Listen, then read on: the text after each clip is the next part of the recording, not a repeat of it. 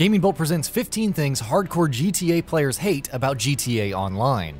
Rockstar Games' Grand Theft Auto V wrapped up its epic tale of crime, betrayal, and friendship when it launched in 2013.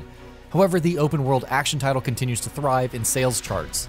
This is due to Grand Theft Auto Online, its multiplayer component, which attracts millions of players worldwide. With so many content updates, long-standing issues, and quirks, it's a given that hardcore players would find something to hate about GTA Online, even if it's pretty good overall. So let's take a look at those things now. Desyncing.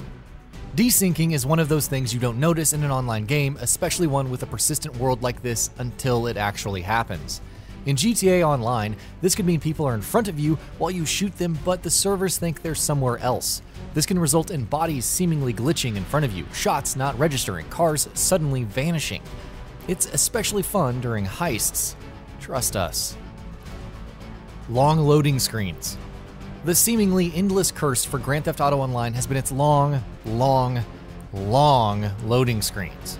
If you're loading into the map and suddenly get disconnected, that's another long loading screen just to get back to your instance. It's painful. There's no if or but about it. It's just painful. Teammates and jerks. Have you ever wanted to ride on your motorcycle in peace, but have teammates that keep knocking you off with their fancy armored Kurumas? There are plenty of other ways your friends could mess things up, like purposefully failing a mission or blowing something up that they shouldn't have. On the flip side, having friends is overrated. Randoms in heists. You will need someone to help you with heists though, or you can just go into random matchmaking, which is the equivalent of a lamb casually walking into a butcher shop. Heists require a good amount of coordination and knowing what to do, two facets which randoms never seem to actually possess in GTA Online. So have fun redoing entire sections because someone suddenly died. Don't even think about trying for Criminal Mastermind with randoms. Greedy heist hosts. Setting up a heist involves the planner taking a larger cut than others, which is fine because they're bankrolling the heist, but at times, they may just decide to pay peanuts. Those are instances where you toss up both hands, like literally cut them off and toss them up before leaving in frustration. No one is stupid enough to let the host walk away with 90% of the take for a heist, but it's just extra time spent in matchmaking when you need to find someone else. Everything is expensive. Grand Theft Auto Online has a lot of toys to play with.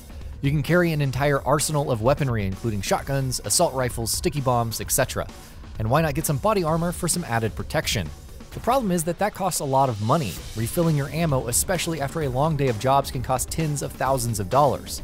Of course, the worst part is, new content is also expensive.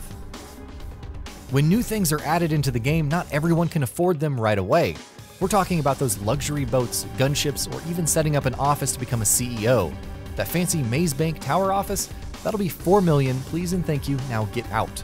The amount of things you need to spend money on can get pretty obscene. This leads to grinding and grinding and grinding. The grind. You think you can hide from it, but it's always there. Grinding jobs to get money can take a while, which doesn't seem like a big deal when you're a new player and there's all of this new content in front of you. Hardcore players really need to work for it though, maximizing their available time, and by then it will come down to how much they really love playing the game. Rockstar has added a number of things like contraband, gun running, and whatnot to allow for more money gain, but it's a grind all the same. Shark cards. Of course, if you want things immediately, you could always partake in shark cards. These are GTA Online's microtransactions which give you some GTA cash to play with. We're actually kind of mixed on this because of all of the game's content, like additional modes and features, are free. Plus, you don't have to spend any money. You can just keep grinding. Regardless, some people hate microtransactions and it's easy to understand why when most of the cool stuff requires so much GTA cash. Overzealous cops. The cops in Grand Theft Auto V are rather murder happy. They'll also chase you to the ends of the earth, and there's no exception to this in GTA Online. Granted, it becomes fun to bring your best vehicles in to try and hold off the cops for as long as possible. For the average player though, dealing with the cops for even one infraction can be a real buzzkill. Public world with other players. If you think the cops are crazy, then clearly you haven't loaded into a public instance with other players. Sometimes it can be peaceful, like a player offering a ride and dropping you into the ocean. Other times, it can see players flying around in savages, gunning you down from above. They'll steal your car, send muggers, and so on and so forth. It's an interesting experience to say the least, but not one that everyone could love. Bad sport. Of course, the hate is unanimous for the bad sport mechanic in GTA Online. Essentially, if you keep harassing other players, you'll be labeled a bad sport and placed in similar servers with other bad sports. It's a decent idea in practice for minimizing harassment of other players, but it's very easy to be labeled a bad sport just by accidentally blowing up someone's private vehicle. Getting out of it can take a while as well. Ragdoll physics. Remember how we mentioned teammates knocking you down during missions because friendship is suffering? It's even worse when your own character seemingly gets knocked down thanks to ragdoll physics. A car slightly nudges you, have fun losing a nice chunk of health and taking forever to get back up.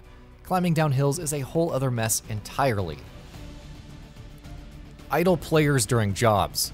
You've loaded into a job, one that requires a good 4 players to complete, which seems fine since everyone is fairly experienced. However, upon loading in, 2 players decide to remain idle. Idle is probably the wrong word. They move around a bit and simply refuse to actually earn their keep in the job. Infuriating doesn't do this phenomenon justice. Trying to get easy money off of someone else's work sucks, but not even playing a video game because it's too much work? That's some high concept, paradoxical nonsense right there. Server troubles. When you factor in how many tens of millions of players are registered with GTA Online, it makes sense that their servers would act up. It makes sense that there would be plenty of disconnects and lag, especially when a significant big update is added and draws a number of new players.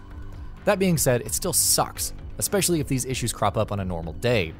It's not simple for Rockstar or Take-Two to just buy more servers, but hey, they've got the money for it.